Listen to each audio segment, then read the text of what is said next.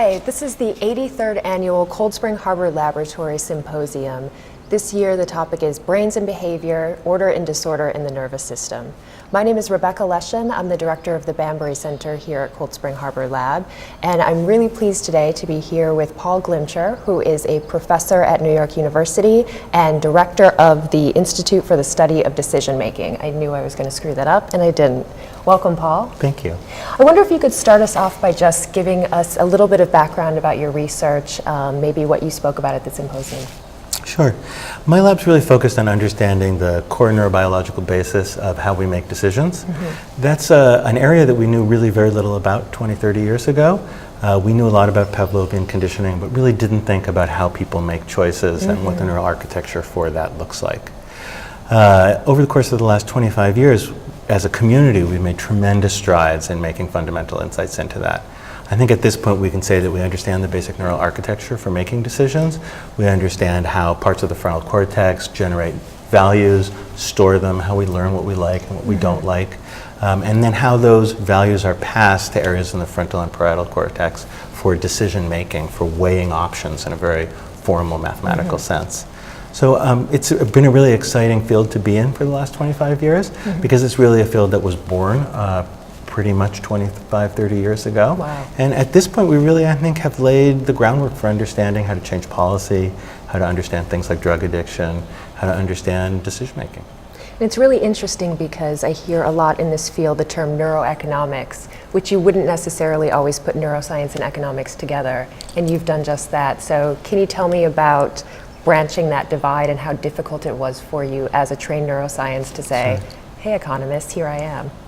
Yeah, well, I mean, it is a challenge. It is, of course, now today a field, neuroeconomics. And it really grew out of the intuition by a small group of the neuroscientists and a small group of the economists in the 1990s and early 2000s that the two fields had something to offer each other. You know, economists have been thinking for about 300 years about how we make decisions. What do you consider when you weigh an option? How ought the option to be represented over the course of the decision-making process? Neuroscientists have thought a tremendous amount over that same period about the neural pathways that connect sensation and action. And it seemed kind of obvious in, let's say, 2000, maybe 1995 to 1998, that those two fields should merge. But it was hard because the fields spoke completely different languages. Sure. You know, I was trained as a physiologist at the University of Pennsylvania, and we didn't think about representational theorems. We didn't think about how does the nature of the representation of subjective or idiosyncratic value condition our actions. And it was a long, slow process to learn to speak economics. For me personally, the odyssey was one that went from neuroscience to the psychology of judgment and decision making, which was a sort of smaller step, and I worked my way as a young assistant professor through a lot of the psychology of judgment and decision making and a lot of the graduate curricula at NYU. And then what actually happened next for me was I started to hang out with foraging theorists. Foraging theorists. Yeah, so Please. these were a bunch of mostly crusty old men in the West who knew a fair bit of math and were interested in how does a moose decide whether to eat seaweed or I guess freshwater seaweed or decide to eat grass. And there are optimal solutions to these problems that can be written down, and all of the original group of foraging theorists saw themselves as studying decision making by animals in the wild. And so I thought, well, this is the next natural step. I study decision making in both humans and animals, and so maybe what I study is foraging theory. Wow. And a bunch of the older foraging theorists, particularly Rick Charnov, who's really the grandfather of all of foraging theory, took me under their wing. And at some point, Rick Charnov took me aside and he said, in a sort of brilliant, crusty old field ecologist way, Paul, you have to become an economist because what you're doing is economics light. Wow. And if you want to understand human decision making, you've got to fully incorporate what the economists have learned. Wow. So I famously went across the street to the econ department at NYU and went to the director of undergraduate studies, who I knew, and said, I want to become an economist. And he said, I have one piece of advice. And I said, oh, great. He said, go back to the elevator, go downstairs, go across the street, and never come here again. What? And I said, I'm really serious. I really want to be an economist. That was the test. No, it Refused wasn't. You several it wasn't. times? I mean, he said, I'm really serious. The last thing anyone needs is a neuroscientist who can speak economics. Wow. And so they really shut the door initially on me. And then I learned that there were a group of economists interested in understanding neurobiological restrictions of human decision making. And the person who kind of played the largest role was a professor at Caltech by the name of Colin Kammerer. I had just written my first book. Colin had just written his first book. I wrote him a letter, and he said, no, let's start talking. Wow. And Colin gave me enough background that I could go back to the department a year later and say, no, I'm really serious. And I mean, I'm now a professor of economics at NYU. Wow. But it was a very slow process, really learning how to speak like an economist. Economists are extremely sensitive to beauty and poetry. Really? And their work, a good economic theory is a beautiful economic theory. Okay. Poetry in formalisms is really important. And I think the first 5 or 10 years of neuroeconomics were characterized by people stumbling. Okay. Because they just didn't understand the aesthetics of economists. Yes, sure.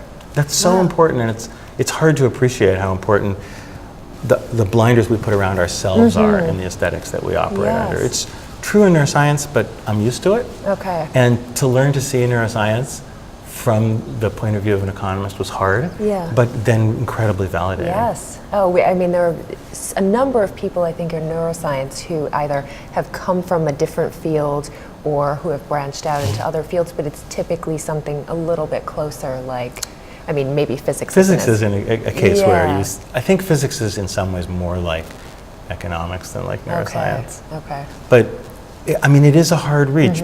Economists don't, as a group, believe in ground truth, nor should they. They build models that predict the behavior and explain the behavior of humans. And if you say, well, is that how it's really done? You get a question like, why is that even a question? Why are you asking it, and why is it relevant? Yes. And so when a young neuroscientist comes to an economist and says, that's impossible, I can prove it's not computable that way, an economist would say, so who cares? Why is that even relevant? And understanding, at my institute at NYU, we have this really strict rule, which is you can't criticize a field until you can defend it. Oh. And I think that's really the key to real interdisciplinary work. Understand it, to defend it, okay. I have young people come to my office all the time who say, I want to do interdisciplinary work, that's why I'm here. And I say, that's great. And I say, how are you trained? And they say, oh, I'm a biologist. Yeah. And then what they'll explain to you is their notion of interdisciplinary work is explaining to psychologists or economists or sociologists that they're wrong and that the background this kid has is right. And you have to get to this place where you say to them, it's not about telling the other person they're wrong. No. And the best thing you can do is say, you're not allowed to attack the economists until you can defend it. Right. Lots of times people will say to me, the problem with economists is that they hold this view, this peculiar view, X, which is dumb. And you have to say, really? Like, you get that these people are smarter than us, right? and so it's not because they're dumb. Yeah. There's a reason. Yeah, it's understanding. So I wonder if, I think data feels like it's been such a revolution to a lot of different fields in science, and it's something that I think has been used by economists, for... I would say the opposite. Oh, you would say the opposite. Okay. So I wonder if data is sort of something that can bring together disparate fields because, for example, the Human Project, which you are involved with, that's something where you're getting all of this information and all of this data can be used by so many different people. Maybe you can speak about. So it goes both ways. I mean, there's an old saying in economics, which is that no good theory was ever killed by data. And and this speaks to the fact that for an economist, beauty and explanatory power are really important. Okay. And sometimes trump data. Okay. That's a hard feature, and it's not true of all areas of economics, but it is sometimes true. But large-scale data is something that economists grew up with. If you think about a typical international economist might have data about the growth of 300 countries in a time series that goes back 300 years. As neuroscientists, we've only just begun to start to explore large data sets. Right. And so I think there is a gap there. Economists have beautiful tools for doing stuff like that. You, as a first year, take econometrics, which is a really murderously difficult data analytics course. And we don't really have stuff like that in neuroscience. Okay. We're just starting to understand large data sets and how to think about them. Sometimes we reinvent the wheel when we don't need to. So I agree that there is, the toolkits of the economists are really much better tuned for large scale data. And I mean, for me, a project like the Human Project is an effort to unite those data sets, to build single data sets that span all the way from genetics to cash expenditures in the face of budget limitations. So I want to switch gears and go squarely back into the brain. I know a lot of work in decision making is looking at the level of the cortex. How do you think about those quote unquote lower brain regions, which when you talked about foraging, you know, I was thinking about nutrient value and that's great. How do you unite those two? This brings us almost immediately to ghrelin and leptin, but before I leap to your expertise. You knew where I was going. So let me say that I think it's a terrible mistake that we overfocus on cortex, and there are lots of historical reasons for that. There are lots of technical reasons for that. You know, the basal ganglia have been a serious focus for people studying decision making, certainly for the last 20 years, since the late 80s. And so understanding the role of dopamine in decision making, understanding the role of the dorsal and ventral striatum, the caudate and the putamen, if you like, in monkeys. My lab, lots of labs have done recording there, fMRI work there, lesion work there. And so I think decision making is really a deeply interlocked cortical basal ganglia function. There's no doubt about that at this point. Anybody who says otherwise is itching for a fight, in my opinion. Now, understanding how metabolic need and how satiety works. You know, I actually grew up in labs where animals were self-stimulating, they were being sated, and it was changing the rates at which they self-stimulated. So all of those hypothalamic circuits for valuing the consummatory act for different kinds of what as an economist I would call goods. Yes. That's an area where I think neuroeconomics has not made as much headway as maybe it should have. Okay. I mean, we've learned so much in the last 5 to 10 years about the ghrelin-leptin cycle. We know a lot more about how metabolic demand and the hypothalamus work together, but you don't see really clean integration of those models into decision making. You see it in a sort of cursory way where someone will say, I'll give an example from my own work. We've studied metabolic demand, risk attitude, and decision making with regard to water. And so to do that, we've had monkeys and we've been real-time sampling their blood osmolality and looking at how changes in blood osmolality change decision making and risk attitude. But then to take that kind of the next step and to talk about osmosensors in the neck and osmoregulation in the hypothalamus, I feel like that's a piece that hasn't happened yet. Okay.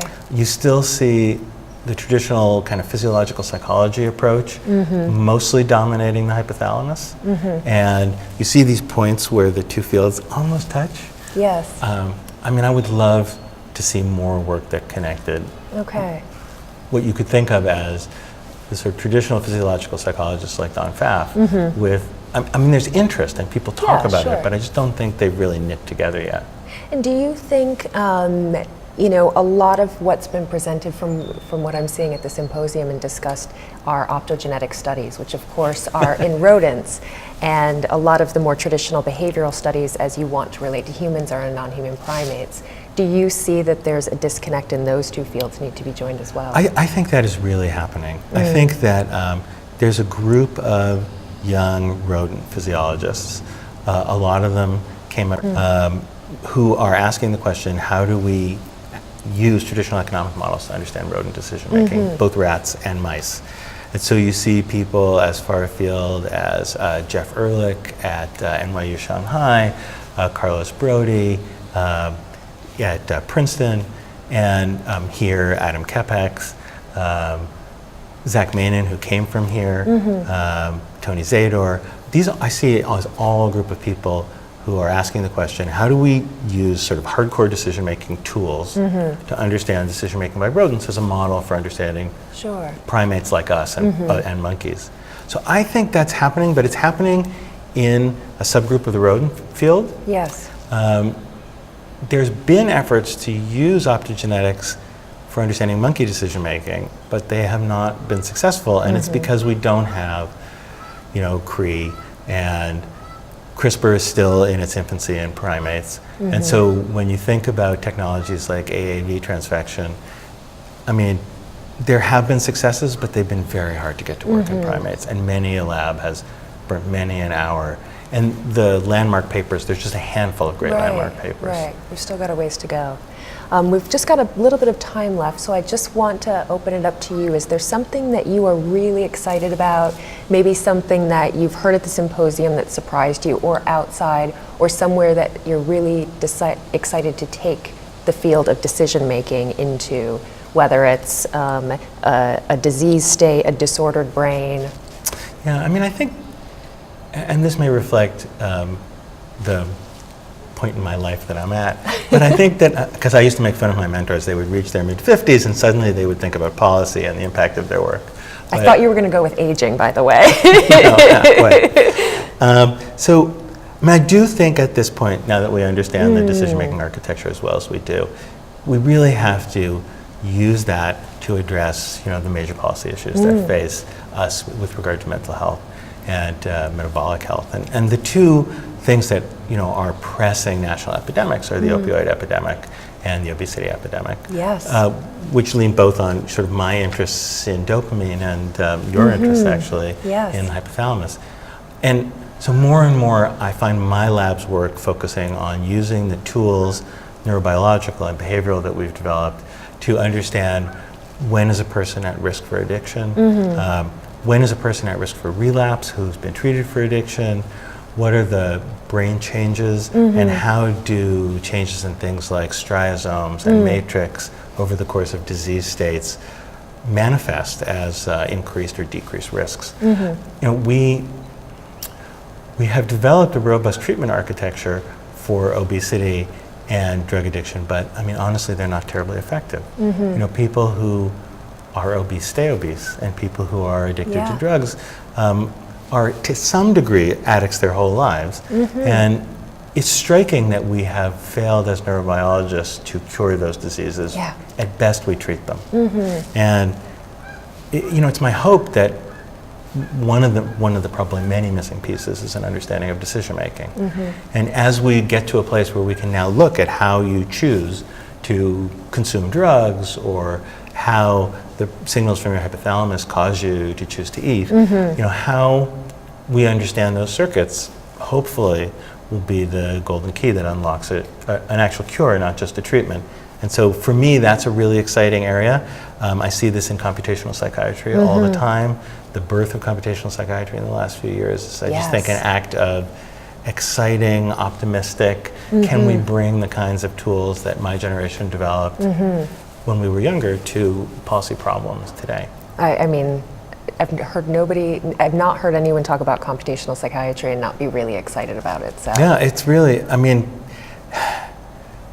the idea that the constructs of psychiatry will be anchored to the computational neuroscience of behavior, that's obviously the future of psychiatry. And hopefully it will be the future of effective treatments for these disorders. Well, you heard it here first. That's the cure. Thank you so much for taking the time to sit down with me. Thank you. It's my pleasure. Thanks.